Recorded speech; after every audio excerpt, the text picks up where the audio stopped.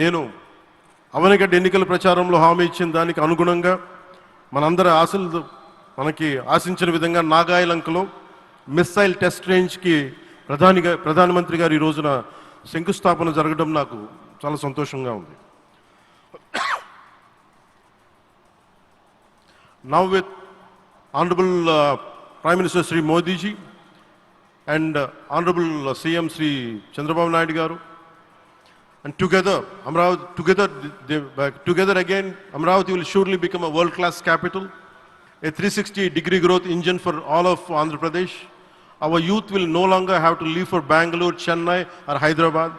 Soon Andhra Pradesh will create jobs for our people and attract talent from across the nation and the world. దీనికి అమరావతికి ప్రత్యేకించి ఒక వ్యక్తిని మనం స్మరించుకోవాలి. రాళ్లల్లో రప్పల్లో ఒక మహానగరాన్ని చూసిన వ్యక్తి, ఒక 20 సంవత్సరాలు ముందుకెళ్ళి చూసిన వ్యక్తి. అలాంటి నాయకులు మనందరం కోరుకున్నట్టుగా ఆయన వెనంటే ఆయన ఉండాలి, ముఖ్యమంత్రిగా ఉండాలి అని మేము ఆశించిన విధంగా ఆయన ముఖ్యమంత్రి అయ్యారు. ఆయన సైబరాబాద్ అనే సిటీని ఎలా నిర్మించారో, ఎంత అద్భుతంగా రూపకల్పన చేశారో, అమరావతి అనే ఈ క్యాపిటల్ని కూడా ఆయన అపారమైన అనుభవంతో, ఆయన దక్షతతోటి, ఆయన గవర్నెన్స్ కేపబిలిటీ తోటి, అడ్మినిస్ట్రేటివ్ కెపాసిటీ తోటి ఇది అద్భుతమైన మహానగరంగా తీర్చిదిద్దుతుంది. ఇది ఆంధ్రప్రదేశ్కే కాదు భారతదేశానికి తలమానికంగా అవుతుందని మనస్ఫూర్తిగా నేను ఆశిస్తున్నాను. అలాగే ప్రత్యేకించి ఈ రోజున మనం ప్రధానమంత్రి గారిని చాలా లోతుగా మనం అర్థం చేసుకోవాలి. ఈ రోజున కశ్మీర్లో దాదాపు 28 మందిని చంపేశారు. అలాంటి క్లిష్ట సమయంలో రాష్ట్రం, దేశం మొత్తం యుద్ధం వైపు వెళ్తున్న సమయంలో, అలాంటి కీలక సమయంలో ప్రధానమంత్రి గారు ఇక్కడికి వచ్చి లోపలంతా బరువు, గుండెల్లో బరువు పెట్టుకొని వేదన ఉండి కూడా అమరావతి రైతులు చేసిన త్యాగాలను మర్చిపోకూడదని చెప్పి ఇంత ఇబ్బందుల్లో కూడా ఆయనకు వచ్చినందుకు మనస్ఫూర్తిగా ఒక్కసారి మనందరం ప్రధానమంత్రి గారికి గౌరవ సూచకంగా మనందరం కృతజ్ఞతలు తెలియజేయాలి.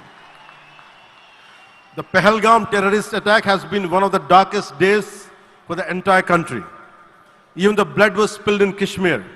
The blood spilled in Kashmir, it created tremors in the entire nation. And we had seen it personally, witnessed personally, the pain of the victims. For the Honorable PM Modi ji, he is leading the country through these tough times, and he assured all the citizens with stern action against the perpetrators of terrorism. I know this is very sensitive time, and Modi ji is carrying the nation's burden. Amidst this tremendous difficult moment, Modi ji still gave time and came today to Amravati.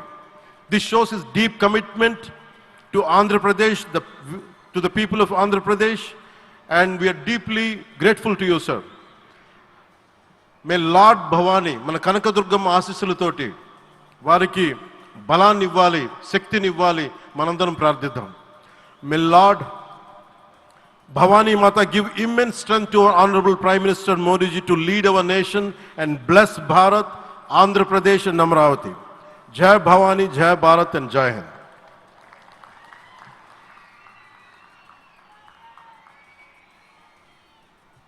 Shri Pawan Kalyan సార్కి ధన్యవాదాలు తెలియజేసుకుంటూ, ఆంధ్రభూమికి గర్వకారణంగా నిలిచేటువంటి నాయకులు కొంతమంది ఉంటారు. ఆ కోవలోని వారే Shri Pawan sir వీళ్ళంతా. అలాగే మరొకరు కేంద్ర భారీ పరిశ్రమలు, ఉక్కు శాఖల సహాయ మంత్రి వర్యులు శ్రీ భూపతిరాజు శ్రీనివాస వర్మ గారు మన మధ్య ఉన్నారు. ఆయన గెలుపు వెనుక ఉన్నటువంటి ప్రజా విశ్వాసాన్ని చూసినప్పుడు యథార్థ సేవకు ప్రతిరూపం కదా అనిపిస్తుంది. అటువంటి